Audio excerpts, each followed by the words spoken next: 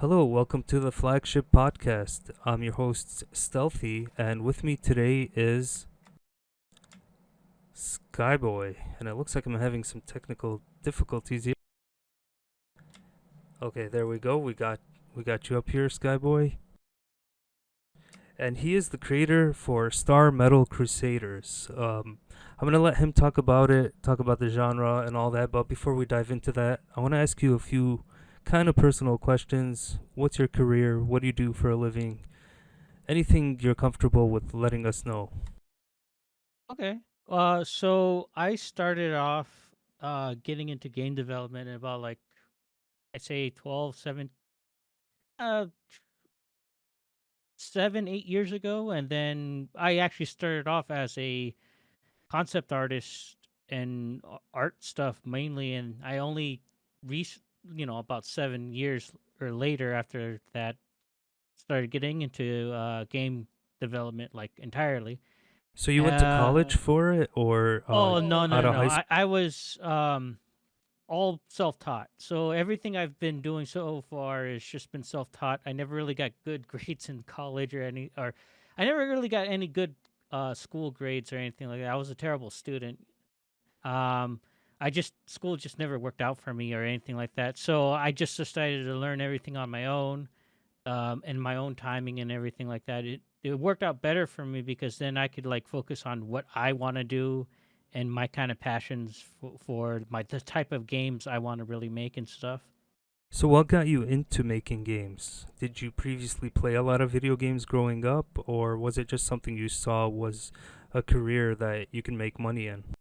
So what really got me into game development as a whole was kind of like just budding off of my concept art and art career. But I played a lot of video games prior to that. I mean, I grew up with my first console is Nintendo 64, and my first game ever was Super Mario 64. But the thing was, what really got me into like, hey, I want to really make something like that was Devil May Cry 3 for the PS2, and that's like one of my all-time favorite types of games is just the hack and slash genre, and it's like there still hasn't been something in my view that has came close to that same feeling of Devil May Cry 3. Not even the later entries of Devil May Cry have really done it for me because of just like how well that game was, made. In a similar sense to like like a SOCOM, right? SOCOM 3 was one of the SOCOM games that I played. Uh, I also played a lot of God of War. Gauntlet Legends is a really good series too. A fun fact about that, there's a revitalized version of it being made that I'm actually helming the uh, fan recreation of Gauntlet Legends Dark Legacy Oh, for it. So that's something I do on the side. I recently got back into that group after getting more stable income. So what's funny is I'm working on my own game, right, Star Metal, and then on the weekends I'm kind of like just hopping over to that and just doing some updates with that one as well, which is kind of crazy. and that's with another team? Yeah, it's another team entirely. The thing with that one is it's more of like, fans together coming together. No one's really getting paid for it. We just want to have an update to a game that should have got an update. But Warner Brothers holds the license and they are just sitting on it doing nothing. So Hey, it's like, yeah. that's really cool. I mean, maybe they pick you guys up and have you Who develop, or knows? they shut you I guys down. It could Yeah, end up.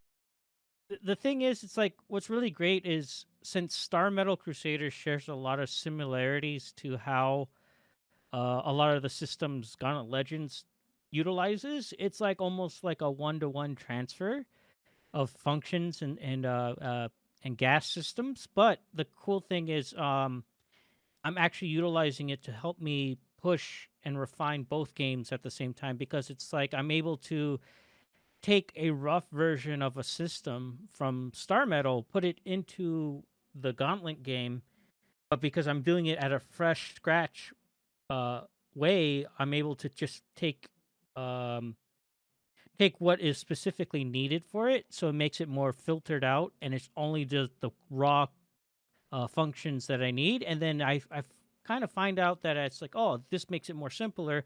I can then take that back into StarMetal and refine my code that way. So it kind of helps in both ways in that aspect. Okay, so let's let the audience know, what is StarMetal Crusaders? What is the genre? What are Okay, you yeah. aiming to build? So StarMetal Crusaders is a hybrid RTS game. So what I'm doing is the original envision was to try to make a new idea or a new approach to RTS games, because the RTS genre is similar in a vein of like just a lot of like enclosed space. It's very hard for newcomers to even get into that type of game nowadays, especially with how people are just like so fast tempered in their like dopamine that they really need to have that quick action. So it's like what I utilized was influences from multiple games rather than just being a pure RTS. That way, it adds that extra edge that other RTSs don't necessarily have. My main goal with it is to just give you a unique experience you can't actually get anywhere else. So that way, it stands out from its crowd from and its predecessors as well. So what I'm mixing here with StarMetal Crusaders is a blend of Vampire Survivors, StarCraft, uh, and if anyone ever played Battle Realms, I'm mixing a couple systems from there as well, and Balloons Tower Defense, which is kind of funny. Uh, so the main way you control this game is a mix between RTS and top-down CRPG style mechanics, or like a Diablo, or Vampire Survivors in a way, right? Yeah, so that's what I noticed. So when I played the first development kit, or the not kit, development version, it was third person that you moved into, and then you fired against the enemies, and then you switched back to the strategy bird's eye view. What had you make the decision to go to the Diablo style? So from strategy, well, it's kind of still bird's eye, but it kind of zooms in Right. like Diablo. Yeah. So what made you make that decision to change from third person to Diablo style? So the reason why well, first off, the third person camera for that build was more experimental. So it wasn't necessarily like the main view. It was more of just testing out, can I shoot my projectiles in this kind of camera perspective while still having enough gameplay information on what to do.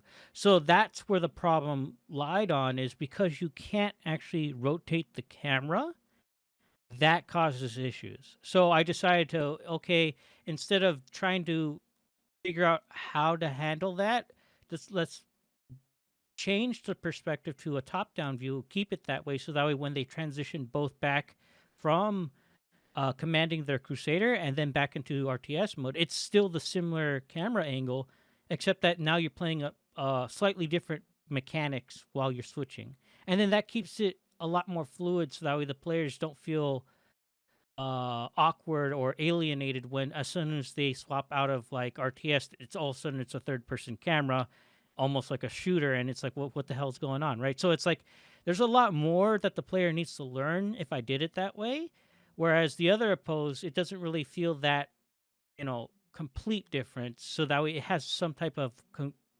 continuity. Another thing on top of that too is, if for example, because the game has such unique mechanics already, adding in a third person shooter aspect to it would just kind of tip it over the edge in my view. Yeah, and I think I would agree with that. It definitely looked better in the newer build, and then taking control of heroes. Can you kind of explain to us?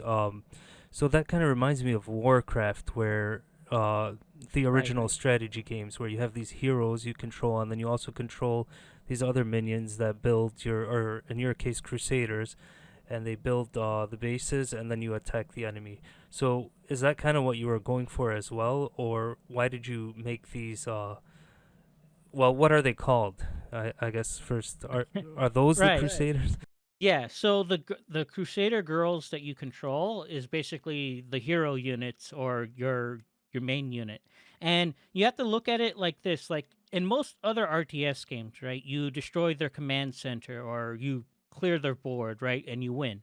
Well, in this game, you have to kill their Crusader or hero and you win. So I'm mixing that MOBA-esque element to it where everything's centered around your hero. At the same time, you have RTS controls to utilize to build up structures to defend your hero and other units to control them in an RTS way to, utilize to destroy the other hero or enemy crusader.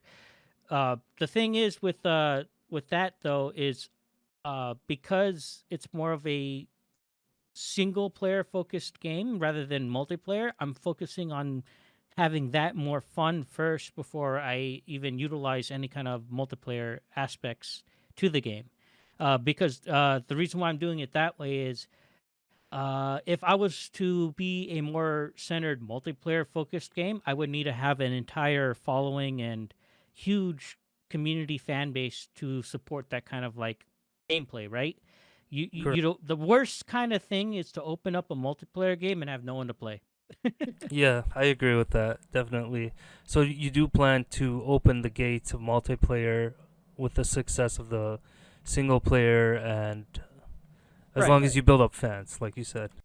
Yeah, and going back to the whole thing with the Crusaders, right?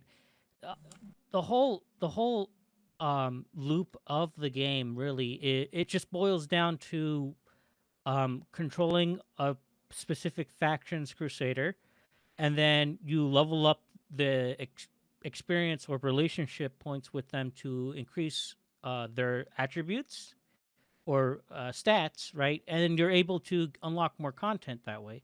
At the same time, instead of doing a traditional route of story mode, right, or a campaign of like other RTS games, right?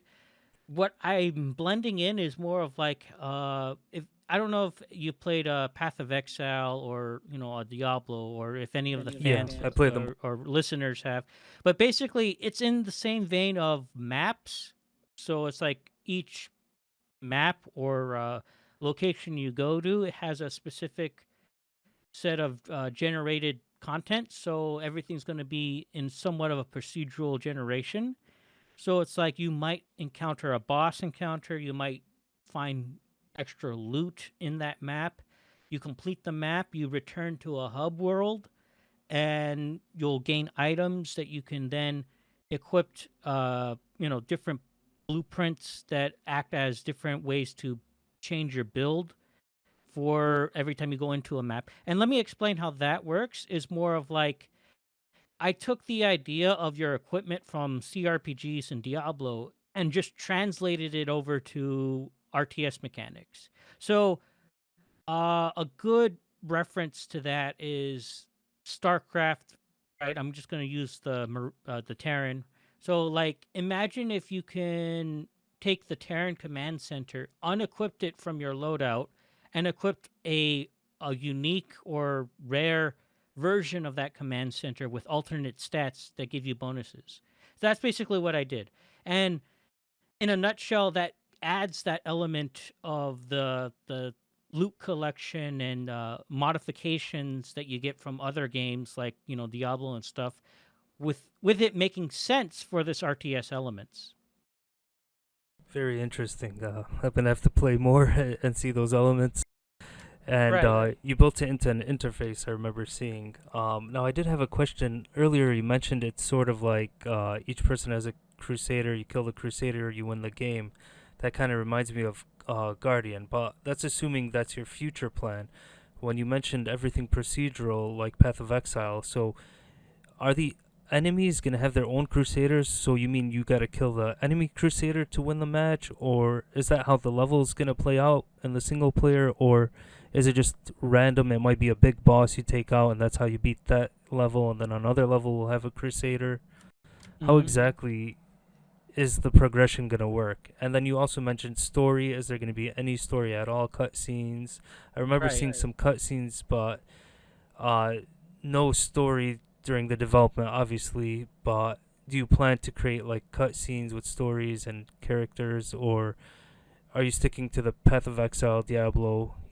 Go here, get your Hmm. loot, and so on. So so that question really depends on what the fans want me to gear towards or move towards, because right now it's like I want to make sure that when you play this game, it feels like, you're not in a situation where you're playing the game, then all of a sudden you jump into a cutscene, and then you're brought out of the game, and then, your mind's not into playing the game anymore. It's just watching the cutscene, then you go back to, gameplay.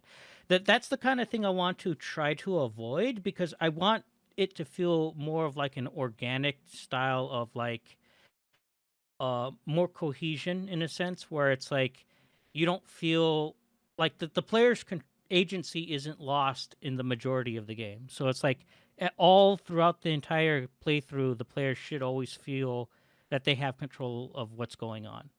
Okay, So and you will have scripted events, though. Obviously, you run into a yeah, boss, and then yeah, yeah. And so the answer to the boss question and like story single player stuff. So how I plan on handling that is more of like, because all actors or items you picked up are part of the loot system that you can modify, including maps, or what I call in my game codexes, which allow you to enter a map, right, or enter a level to do your thing. Because you can also modify it, right, with different modifiers. For example, you could say, oh, I want to modify it with this ore that gives it a chance to spawn this type of enemy instead, and then I have these debuffs, kind of thing, right? So it's like, because you could do that, I'm going to utilize that system to allow for modification of story specific generated levels. So what would end up happening is you might get a codex, you enter the codex, you go through the level, and then a story element might generate there that will actually give you a story specific codex that unlocks more of the quote unquote story aspects to the game, as you go progress further. So it's like, you the great thing about that is you don't necessarily have to do that story codex to progress. You could just like, oh, I'm just going to leave it in my inventory, maybe do it later or something, and just load up a different codex to farm more content, and then maybe come back to it and proceed through the story. There's nothing lost with it. It's just, it's a choice for players to like, do I want to engage further into learning about what's going on with the world, kind of thing. and these codexes, you mean they're like mission lists, and then based on which codex you pick, it'll generate automatically different types of levels, and it could be a different type of boss, and then based on how much you've upgraded your character, or is it your total level? Am I understanding that It's correctly? so right. So basically, how the codex works, and like, if like for example, if I have three planets, right, and each one has like four different codexes, or I'll just call them levels, right, for clarity. And if each planet has four levels, well, when you insert a level to enter it, right, basically you're saying, I'm going to enter this level. Before you do that, you can modify it with map modifiers through items you equip to it, to then give it properties to give it a different generation of content, possibly. Now, Now, the does thing that make about it harder or easier based on what you do?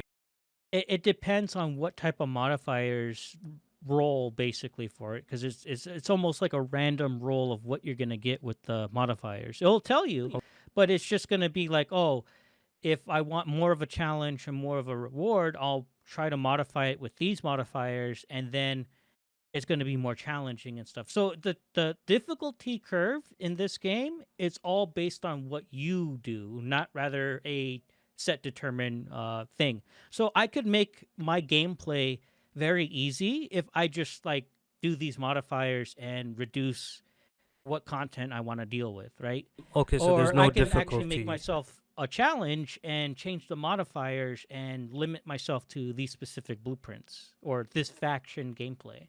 Now, going back to that, there's another thing is each faction that you can play as has a set unique style of RTS gameplay.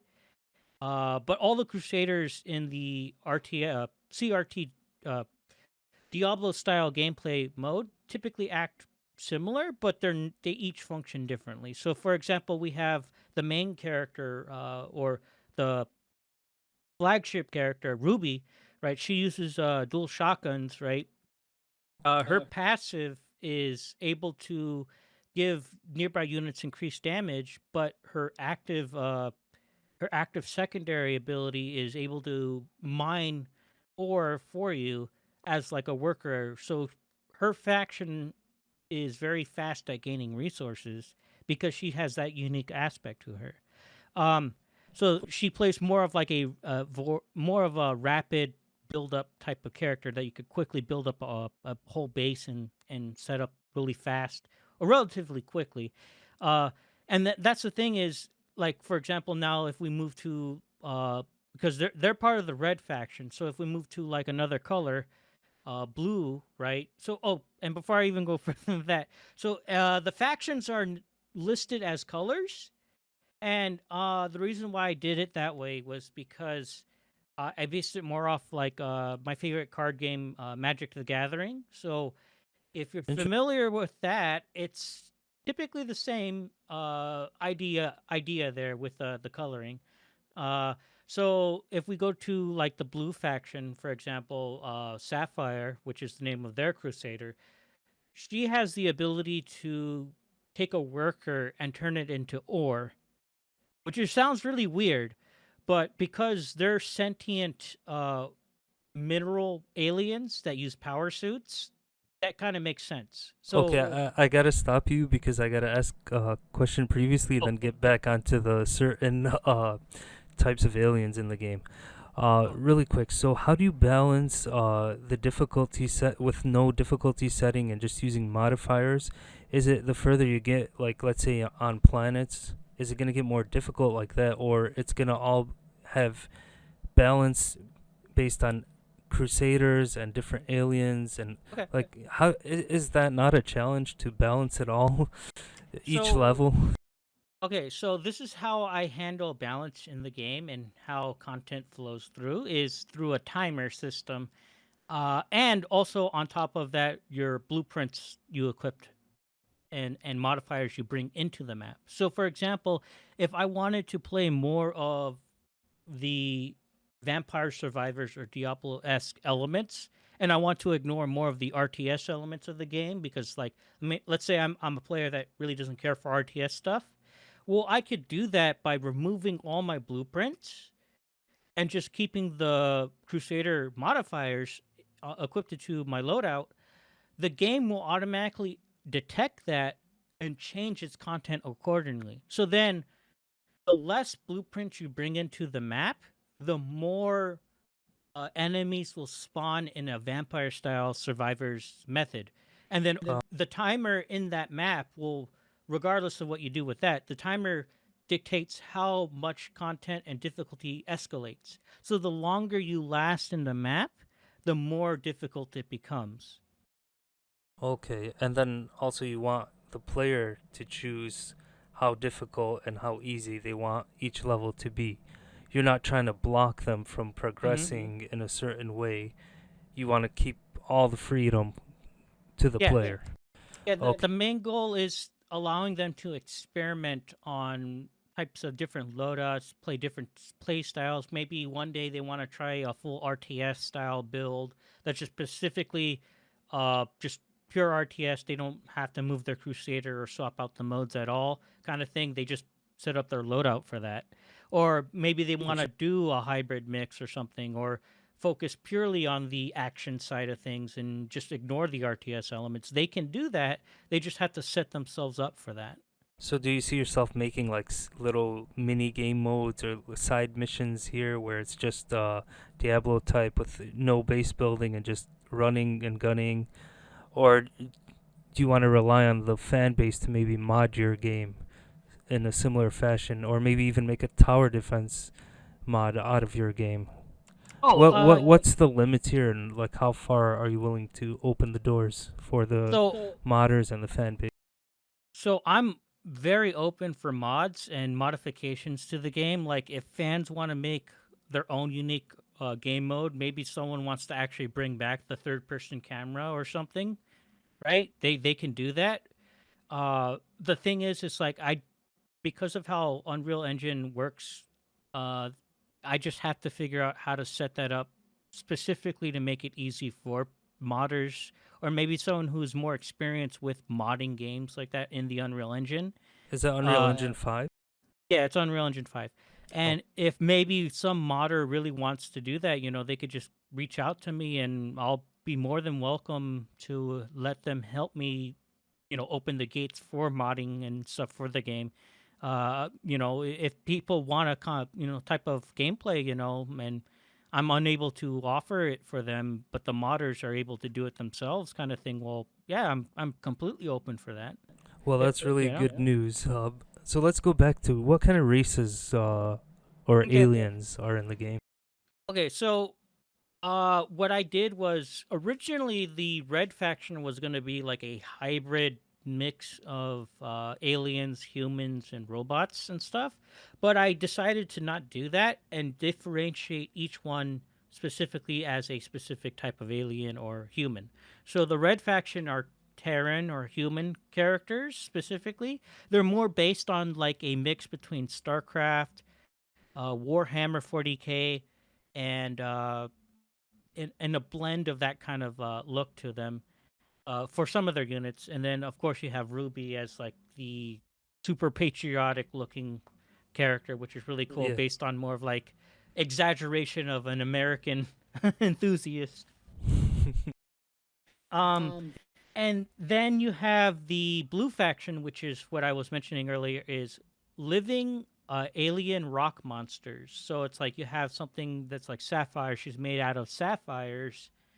You have pyrite, which is made out of pyrite, and they all use like these high tech alien suits that are powered by their own, you know, mineral core and mercury.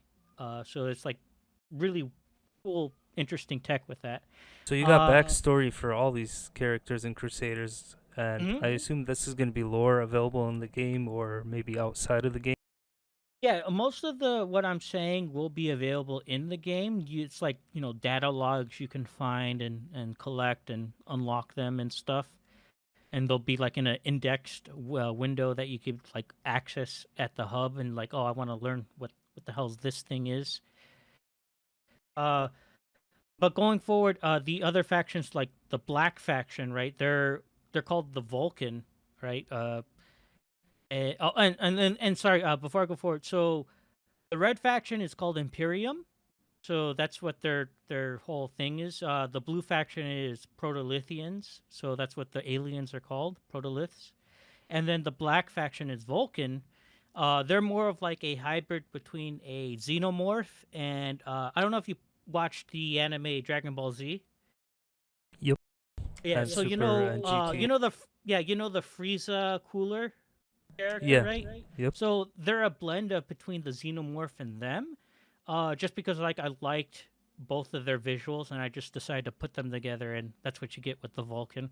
Uh, then the other race, right, is the Green faction. So the Green faction are called the Necatorians. Uh, they are a mixed bag of different monster girl or animal type monster girls uh, blended together. So it's like you have different factions or I guess clans within that faction. So you can have lizard girls, oni girls. You could have harpies. There's harpies. There's a wolf. There's a hyena character too, and the main crusader for them is uh, uh it's actually a really unique setup with the green faction. So I decided to make them a duo crusader faction. So it's like you have two Crusaders you control at the same time. Um, they will act in a similar fashion as like ice climbers. If you ever played Super Smash Brothers, Yep.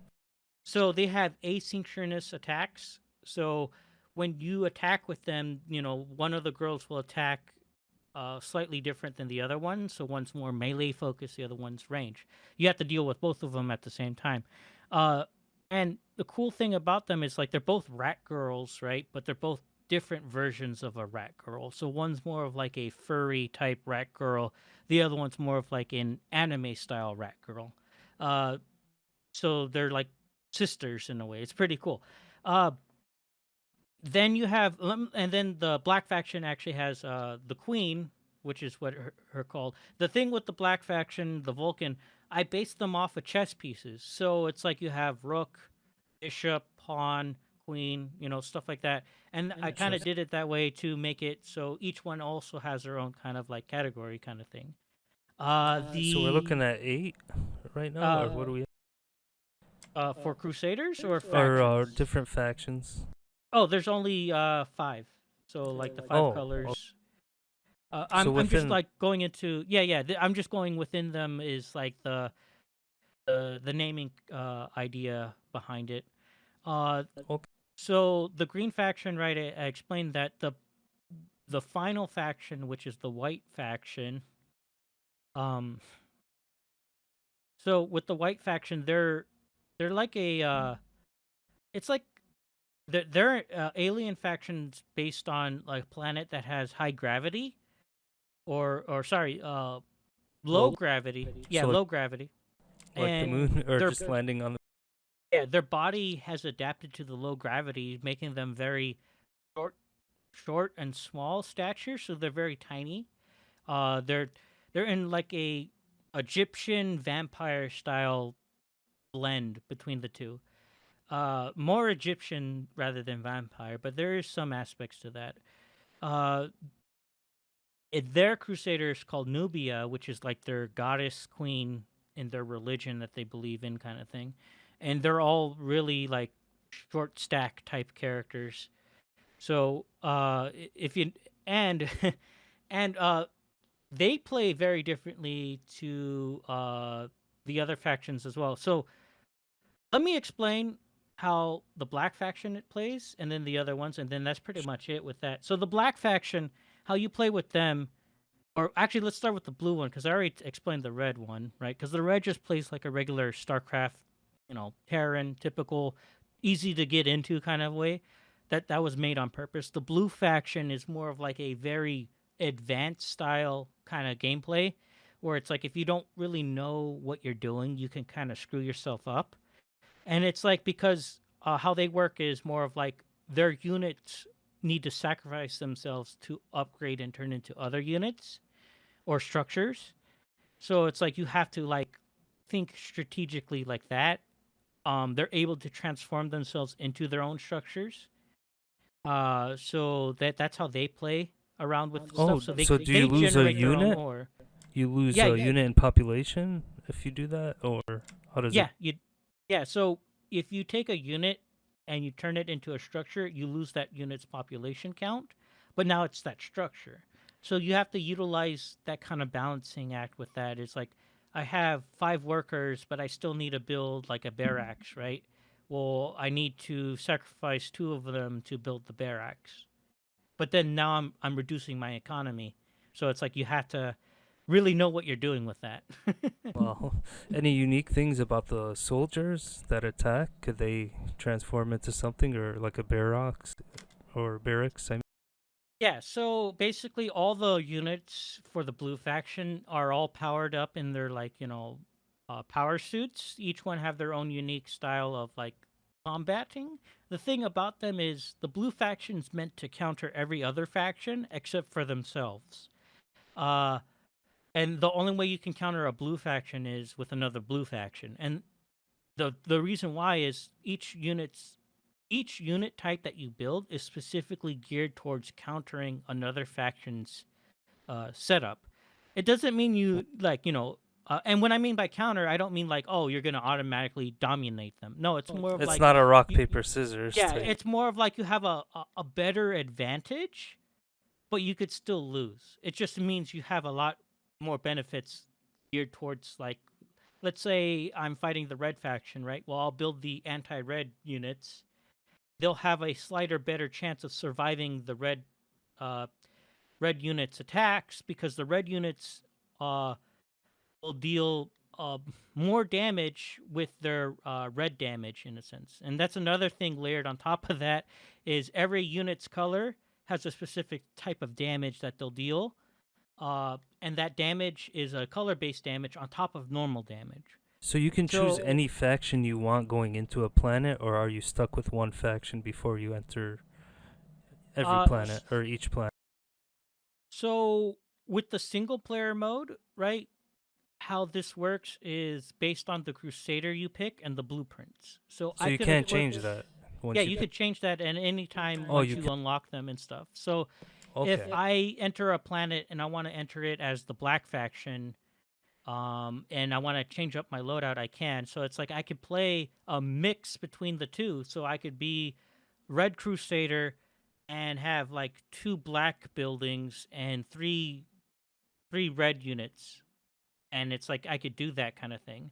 Uh, the benefit of that is now you can actually think about combinations of what benefits different colors and which factions aren't that good together or something like that, or maybe like, oh, I'm required to play a pure black deck. And I'm going back to Magic the Gathering here. I'm required to play a pure black deck because my bonuses I get with it are much stronger than I would do if I did like a hybrid deck of red and black, right? Yeah. No, or like if I wanted to do a more interesting one, it would be like red blue or white black, right? Uh, and it's very cool because I'm able to do that kind of thing while still saying that, oh, hey, even if you pick that hybrid combination, it doesn't necessarily mean that you can actually use those buildings, right? Because some buildings require specific modifications that are only meant for that type of unit. Interesting. Yeah. Okay, so let's kind of dig into the art style. You mentioned Dragon Ball Z, and I'm surprised you're developing this all on your own, correct? Yeah, it's been a solo developed project for about 6, 7 months now. Okay, so you're also an artist, and can you tell me a little bit about what made you become an artist, and then also the art style for this game? Kind of explain it to the audience. Oh, okay, so what got me into becoming an artist was more of like just over time as I just started gravitating towards like from concept art to anime to manga, right? Did you I always started draw as a kid? no, I kind of just Uh, so how it started was like there was this chick in high school, right? So go figure, every great creation started off with someone wanting to get laid. Uh, yeah. Okay, so there's this chick in high school, right? She's into art. She's really hot. Well, uh, so Growing up. uh, she was into art. She loved to draw stuff, and I'm like, okay, you know what? I want to impress her. I'll get into art and drawing. I never got my chance, and I was left with regrets. And then I'm like, God damn it! So that's how I actually started into getting into art. Was just that. So And you started to wanting to enjoy get drawing. laid. So I over time, right, through that experience, I started developing skills into wanting to make my own manga. Right, it started off with manga. I Oh, became a amateur mangaka for a while. Then I moved on to wanting to do anime, and I did that for a bit. Um, so how and many then I hentais have you released? Just zero. kidding. Um, and then I finally moved on to game concept art and game development after I tried to do it myself the first time, which was my first ever game solo project where I actually led a team and everything was with a MOBA Go figure, right? The worst thing to start off with is saying MOBA game back in when it was like, I think 2012, 2014. Um, so that was my first ever attempt. Let's just say it went exactly how you thought it would go. Uh, the thing is, and you could still look it up. It's called Element of what the hell was it called? It was something Elements. On Uh, Android and iPhone no, or no, App no, no, Store? no, no. It never released or anything. I mean, Oh, Trial of Elements. That's what it was called. I didn't. Yeah, it was. It was a very uh bad attempt at what I really wanted to do with it, just because like at that time I had zero knowledge of actually making anything other than art concept and models. Uh, if anyone actually looks it up, you'll find, you know, someone's dream of a MOBA based on the elements of the periodic table. oh, okay. Well, Yeah, I tried, and I'm just seeing World of Warcraft Trial of Elements get higher item levels. yeah, yeah. I think the page got defunct and everything because, like, I think I took it down. Um, and other It's all stuff. good. I mean, it was your first attempt. Yeah, Everyone's first attempt shouldn't be the and greatest. I so mean, we have like Cliffy B. Would he make the first turn-based RPG, yeah, and then and later on got hired? oh yeah, for sure. I mean, oh, and then continuing on from there, right? After I got that, what really got my career started was just randomly on Discord. You know, I was in a chat, right? And I was just working on my own thing, and then this angry, drunk Japanese guy was like just talking to me about sleep deprivation, and like he was unable to get sleep and I wasn't too, and we just started to talk, and then out of nowhere he's like, hey, I got work, you think you could do this for me? And so then he became my boss, and then that's what started my career, so that was pretty cool. Just Interesting. some, yeah, just some random like conversation. It's like, oh yeah, hey, you do art? I'm like, yeah. He's like, oh hey, you think you could do this for me? So definitely, if we had more time, I would like to dive deep into all your previous projects and games you created. But since we're kind of on a time limit, I want Oh to yeah, get yeah, back that's for to sure. StarMetal Crusaders. Yeah, yeah. So that's why you started drawing, and then you went with the anime design for this game, correct? Mm-hmm. That is correct. And that's why you have hot chicks in the game, and then you can Well, customize them. Or yeah. assuming you're gonna Um, be able to customize them. so that's the thing, is because I'm on such a tight budget, I might not be able to add in that kind of like function, because then that would mean I would need to have a costume or customized option for every Crusader girl, and that's a lot of content. Well, I Um, remember you had a publisher, um, mhm.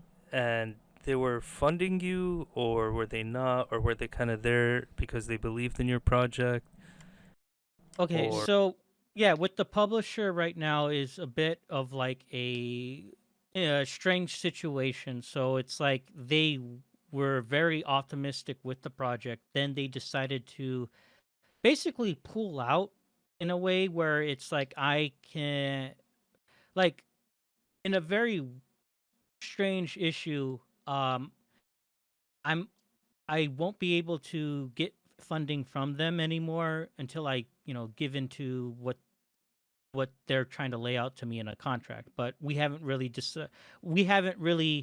settled on anything with that. And because I well, haven't had any words with that contract, or that publisher for a while now, due to that, we're separating our going separate ways on that. so you're gonna Unfortunately, self-publish? yeah, I'm going to self-publish it under Slav Goblin, right? So unfortunately though, because the publisher does not want to remove the Steam page of the older build, I have to make a completely new Steam page, which is already in the works and already getting reviewed by Steam.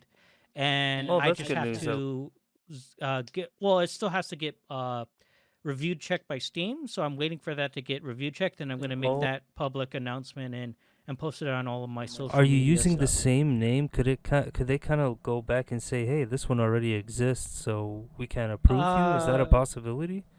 no, that's not how that works. That's more of dependent on that's stuff outside of Steam's thing that between Steam partners they deal with it amongst themselves. So Oh, if they reach out to me, right, the publisher, and saying, "Hey, we bought the rights to the name," which yeah, they have the power to do that, but that doesn't really do anything for me because I could still, you know, I have control over everything else anyways.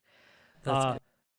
yeah, and So so it's sorry, like if we're kind of they sidetracking. I don't know if you want to oh keep diving into this or get back on the art, but go ahead. It's up to you. Free oh yeah, no, conversation I'll here. just finish it up with it's like the Steam page will get reviewed by Steam. It will get approved. I'll publish the approval one and update the whole social media stuff because the main issue I have right now is because the publisher owns that Steam page, right?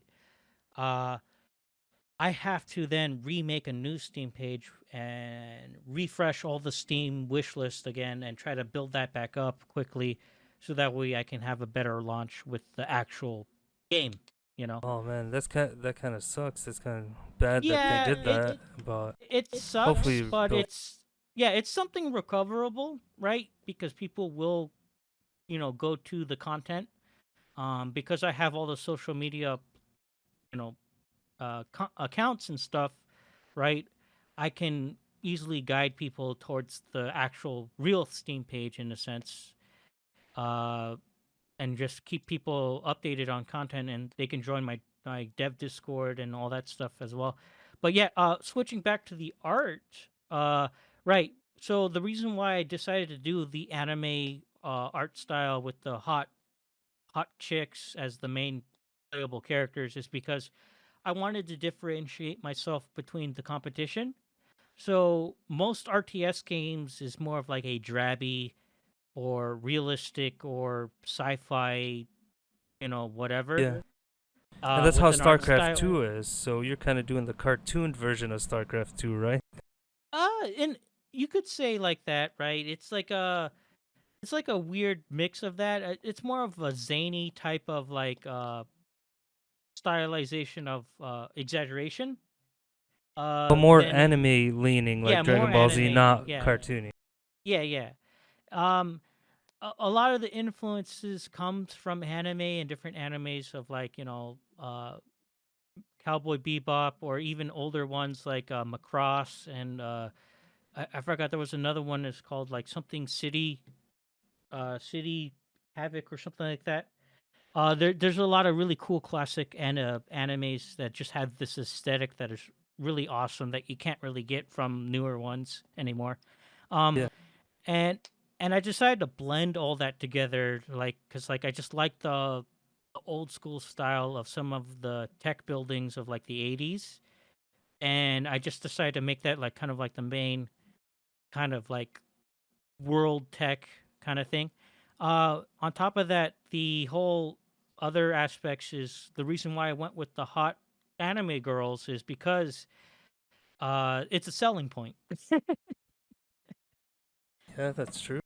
I mean, it also comes from You see it my now with a lot of game titles. First yeah, Descent and what was that other one? Stellar Blade. yeah, yeah. I And you see mean, the it ones that aren't comes. doing it aren't selling as well. Sorry. Oh well, yeah. And that's the thing is that a lot of it comes from my background as a not safe for work artist, and content creator from that aspect. So, back in my contracting type of stuff, I usually get contracts between safe for work stuff and not safe for work stuff. So I decided to just use a lot of my skills towards making my own games, but with the skills that I've acquired over the time So of are there no developing men stuff. in the game? There is the main character is that you play as the commander is Jeff. That's his name. He's a human, and you don't really see him much, but you do get to see him sometimes. You don't actually play a physical model of him, Although maybe I could add that in, but it's more of like he's there for story purposes in a sense. Oh, sort of like Helldivers. Only you see him, I think, right? He sends you on the missions. I Yeah, forgot what and the commander's name was, but yeah. So anyways, in you this got bosses also that are different mm-hmm. and all that. Okay, interesting. So what got you to do the style anime? Because you said you watched all these different types of animes and you kind of mixed and mashed that type of art style. Mm-hmm. What about the level designs? They're similar. So with the level designs though, that's more of like it's based on planets. So each planet will have their own specific styling. So like you'll have an ice planet, a lava planet, or maybe a planet that you're inside of an insect, or inside What? of a giant worm. Wow. So yeah, there's a planet where it's like a weird lava planet, right? But you fight inside of a worm, because the space worm is consuming the planet's core, and kind of just like absorbing its energy. So you play inside the space worm, and the lore of that is basically all these mining companies are trying to harvest what's inside the worm because it has such rare minerals and ore that's like unique to that planet. Uh, it's just very dangerous because then you have all this, you know, crazy shit going inside of it. That's really interesting. Like, I'm glad you put together all this lore, and it's well thought out. That's what it sounds like. This game is all well thought out. Yeah. Now, Uh, mhm. is it when's the release date? How long in development do you need? So due to the issue with the publisher kind of thing, that kind of set me back on just production speed because I don't have the funding anymore. Which is not that bad of a problem. It just means I have to scale back a couple features that I really wanted to get in there, or like reduce certain content. Um, but the Delay it thing a is, few months, several months, I yeah, assume. a couple months. So what the plan is, right? The roadmap is December 10th is either going to be a full release of the game or a early access version of the game, Okay. depending on what happens there and how much content I actually get done. The main goal here is before December 10th is to just try to get the core loop completed with the base content in, and then if I have time, uh, before December 10th, see if what other features I can refine to where I feel comfortable enough that it's a product to actually give out to the public. The thing Okay. is the early access will be paid, so you will have to Oh pay yeah. for early access. It's going to be the type of one where it will build up over time. So as we continue to add more features, the value proposition of the game will go up. It will go up to the set value of $21. That is actually the end goal there for the total product. So if I were to release the game, like for example, right now, I would probably release the early access for like maybe $5 or $3.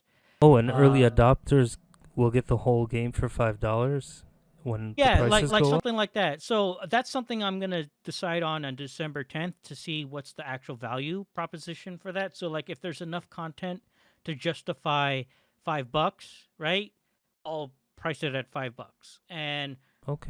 continue to move on forward from there if the game's not complete, right? So like if it's December 10th and I only have the core game with a couple factions ready to go, right? That is like solid gameplay, it'd probably be like $5, $7. And then as I continue to finish up the game through early access, it will reach to the point of $21. Okay. And again, so if it does get a full release, obviously the previous owners aren't going to be charged. They'll Oh have yeah, the full. no, yeah, early adapters will basically get the best deal, right? They'll Also, get it at the lowest price possible when it actually goes up on the Steam page like that. So definitely, if you're interested, wishlist it, add it to your your notifications, and Yeah, as soon as it goes up on the early access like that, yeah, definitely grab a copy. Yeah, that would be interesting. You never know. Multiplayer comes out, and yeah, just this game is just gonna build on and on. Unlike StarCraft 2, which we haven't heard from. We haven't heard from a new StarCraft in a while.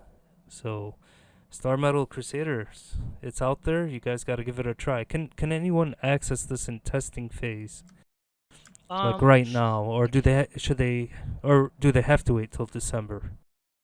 so the thing is right now the current Steam page that is up is the one owned by that publisher. So that's not going to get you anywhere, right? So you're going to have to wait till I get the actual one approved. You're going to have to just follow my social media accounts for Star Metal Crusaders. You can join the Discord, and usually I'll always post updates on what I'm doing and actually show in behind the scenes of what I'm actually creating, and even stuff before I even post it on the social platform. So that's free. Anyone can join it, ask questions. I'm always open for suggestions and stuff. Hang out, fun stuff there. Yeah, definitely. The We'll provide the links in the Yeah. description below. So definitely send me all your social media Oh handles, yeah, definitely will. and we'll link to Discord. So if anyone does wanna try something, you might be able to, or at least you'll get to see early concepts of the game and screenshots, and Hmm. so definitely join that Discord, and the link will be below. Now, Skyboy, do you want to mention anything about the game that you didn't get a chance to mention before we sign off? Yeah, I didn't really get to explain the last two factions playstyles, which are basically very unique compared to the other ones. Let's do it. Go ahead. You're more than So welcome to. yeah, so the black faction, right? How you play with them is more of like if you ever played the original Blood Magic game for DOS. I don't know if anyone remembers that one. Where you had these I golems, haven't. right? Yeah, yeah, where basically they stand still, they generate ore and resources or magic, and then you can turn them into stuff. So that's actually how the black faction plays. So their workers don't actually mine ore or resources. They generate resources if they stand still. And then all their units have that function of as they stand still, they gain a bonus ability or they do something else completely rather than them moving. So it's like you'll have workers that will stand still and start generating ore, but as soon as they move, they stop generating resources. And they play very differently compared to the other ones. And then, for example, the white faction, right? They don't generate ore. They can't actually mine ore themselves. How they get resources is they actually have to destroy other factions, buildings, or units, and that's how they generate resources. And then how they construct buildings is it's kind of like the undead from Warcraft 3 or Zerg. They can only place their buildings on stardust zones, and they generate stardust zones from destroyed buildings that their units destroy, or they can create a what's called a stardust well generator, and it will generate that land type of generation around them that allow you to place buildings. So they play more of like a really weird node mad type play style. So you have to really get used to that kind of like aggressive, rapid push kind of play style. Um, and then finally, the green faction, right, which is I'll wrap it off with that is an enslavement style play style. So what that means is they don't mine ore themselves. They have to build what's called slave mines, and it's a free building that they're able to have access to. And their worker units actually have the ability to uh, capture other units and enslave them and then put them into the mines, and that's actually how you generate ore. And then you take those slaves and you sacrifice them to your fighting units to build those fighter units. uh so they're a very weird different play style as well. So the reason why I did it that way is so that way every faction has a unique gimmick and play style, so that way they actually feel like you're playing somewhat of a different game, you know. Yeah, I definitely can't wait to try them. Now, you mentioned earlier about unlocking them. So, Hmm. which ones are you going to give early, and then which ones are we going to have to unlock or find or So upgrade to? So how it works right now is I'm gonna set it up in a way where it starts off with the simplest faction to play as, so that way everybody gets used to it, right? And then as you find loot and unlock more Crusader cortexes, which is what you need to equip to play as that different Crusader, you'll eventually come across the other factions' cortexes and stuff, and then that gives you access to the other factions. Okay, very nice. I really like that you're passionate about this. It shows and the way you're explaining each faction and the whole game in general. So I think we're in very good hands here with Skyboy, and I could sit here and talk to you for over Oh three yes. hours, like about anime. I didn't even know like you were a fan of that, and then some other games you mentioned earlier, like Devil May Cry. Like, I'll definitely invite you on future podcasts, especially if there's a new Devil May Cry. You definitely have to join us, or Oh yeah, any yeah. other game in general. You sound like a hardcore gamer as well. Yeah, no, like that's the thing is this game is made specifically for my like first off it's made for my own enjoyment of uh wanting something new for the RTS genre that I haven't been able to actually really experience on top of my love for CRPGs like Diablo and Path of Exile and stuff like that, among other titles. And I just, I want to really make this game enjoyable where other people could just, you know, doesn't have to necessarily jump on board immediately, but at any time, right? Like, oh, they buy the game and then it's like, oh, maybe 5 years later they'll pick it up. Well, I still want that experience for that person to still enjoy it, regardless of where they're at. If they have the time to play it. That's the type of game I'm making here. Is something that you can always come back to and enjoy. Awesome. And you do already have the experience here because you released. Oh, and I kind of clicked off there. You released previous titles. Can you quickly just let us know what kind of games you released on Steam? If you want to name them, you're more than welcome Oh, to. yeah, And yeah, what yeah. genres? Yeah, so my first ever title that I released is called Metamorphic Rippers. It's a arena hero, or sorry, arena class based fighter, and it's a mix of Quake, but instead of like shooting stuff, you're melee focused, so combat like that. Everybody's like in like these cool power suits. Fun fact is, I took the lore and world of that game and I basically upgraded it and blended it into StarMetal Crusaders because the idea here is I wanted to uh, repurpose that game and republish it basically to give it a better marketing chance. That game didn't really do well because when I released it, right, I did it in a very poor way of handling marketing, which is zero marketing. So it's like, yeah, I want to this time around actually give it a new art passover, an update to the code, and actually give it a chance this time to give it a better fair shake for the style of game. A lot of people that have played it, really enjoyed it. It's just that there's it's more of like a party-based arena fighter than anything. The other game I did after it was Soul Taker is a casino-style card game I invented myself. And the thing with that one is I'm actually going to go back to that game and actually finish it off once I finish Star Metal Crusaders.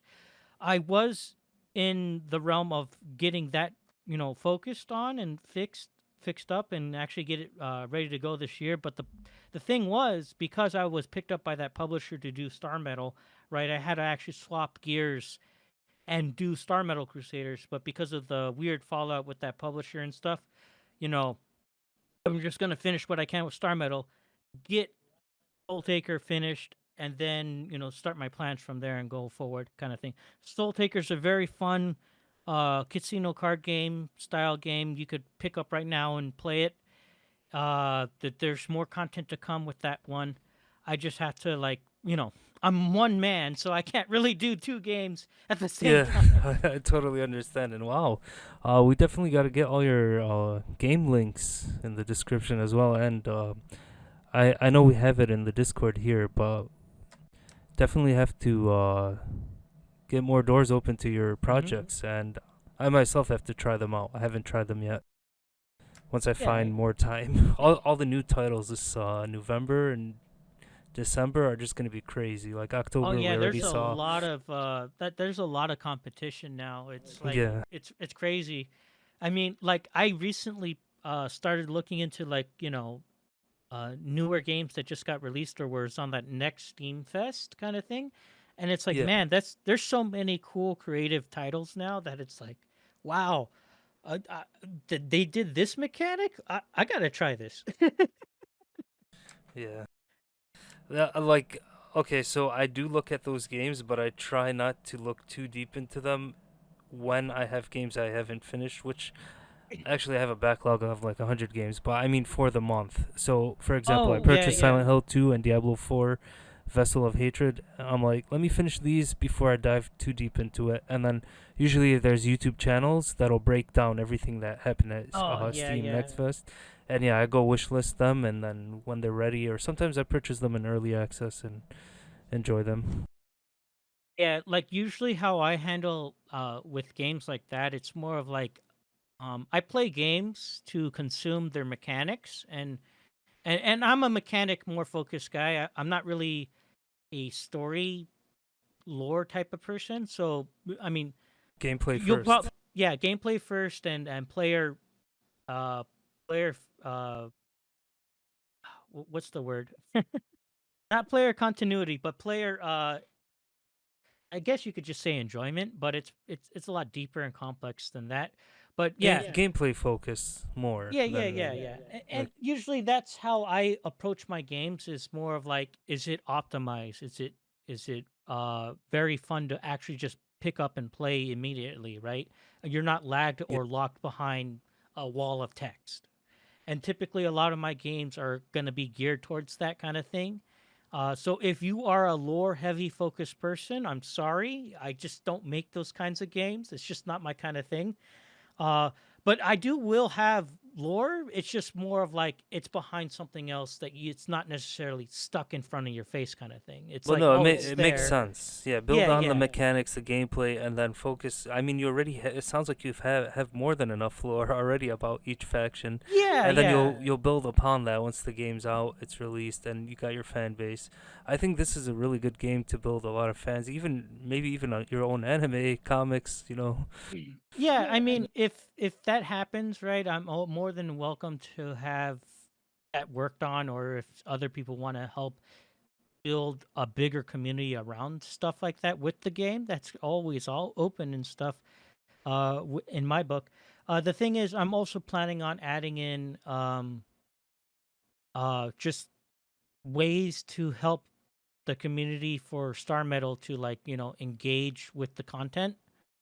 I'm always open for suggestions with stuff like that. So if you're more of like that kind of creative type of person that wants to really enjoy the lore or fan base of the game and the world kind of thing, I'm always open to help you get a better grasp of that and just find ways to make it more approachable for those types of people too, without it affecting the gameplay, of course, right? Because Oh yeah, that's the main that's the main thing is like whatever I do, I want the players' feedback to or experience to be immediate, so that way they know what's going on in the game and they just that whole feeling of like one more match or like I want to keep going, or like, oh, it's like 2 a.m., but hold on, let me just try try to fight this guy again. yeah. And if I'm correct, the type of feedback you might be looking for might even be the UI, because I've seen that go through different iterations, and now looks Hmm. fantastic. So definitely, guys, go out, give them the feedback, and you never know. Maybe someone might want to hire you in a future project based on what they Oh, see there. yeah, yeah. Are I you mean, open to? I'm open to actually anyone who's willing to either lend a hand, right, or donate their time. That's fine. I'm also open to actually hiring people. Just right now, not so much, just due to the fact that I am kind of like income tied. Depending on how successful this game gets, pushed forward, I'm And you're more trying to than finish your game. yeah, That's yeah, also yeah. So it's like I am open to hiring and actually paying people for their contributions. It's just right now at the time, it's like I don't have that kind of income.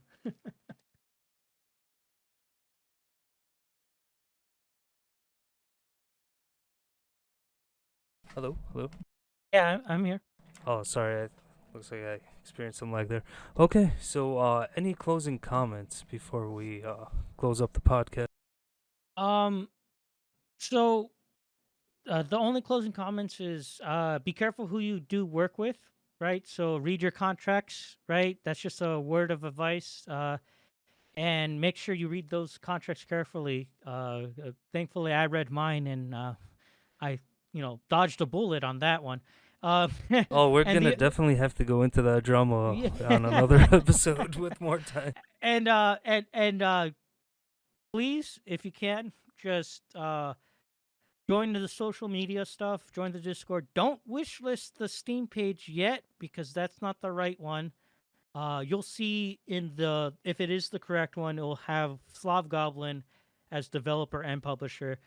The other one has the wrong context on that. Yeah, So just check out all the definitely links in the just yeah. description. We're I'll gonna have a definitely update that once that the Steam finally approves of it and go forward from there. But yeah, definitely, guys. I hope I can bring a very awesome experience to you that you'll only get from this game and hopefully going forward with my next titles, right?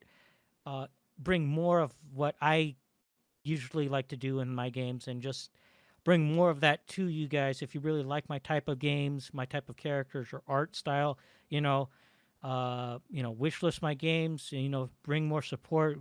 Grab people that really like this kind of style of anime games and stuff and more content too. And I also provide services as well, so I'm still hired as a contractor. And if you want more content that's not provided in the game specifically because of Steam's stuff, I'm always open for commissions, whether it's safe for work or not safe for work content. That is up to you. Should they get in touch with you on Discord or what's Yes, the best way? if you want commissions done, the best way to get a hold of me is through Discord. Okay. Thank you, Skyboy. I appreciate you coming on and hope to see you soon and see your project very successful. Oh I yeah, really like thank it. I you. really enjoy it and I look forward to playing it.